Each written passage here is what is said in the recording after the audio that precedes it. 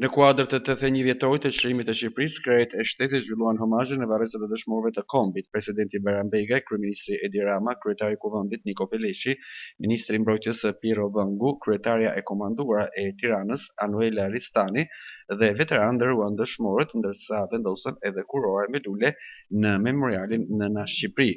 Kryeministri uroi më herët për vjetorin e çlirimit përmes një postimi në rrjetet sociale.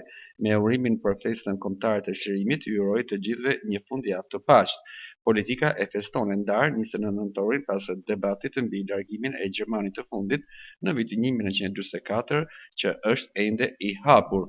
Ndryshe nga e majta, e djata feston 28 nëntorin si ditën e pavarësisë dhe të çlirimit. Shqipëria u çlirua nga forcat fashiste dhe naziste me 28 nëntor 1944 pas një periudhe 5 vjeçare pushtimi që nisi me agresionin fashist italian në 7 prill 1939.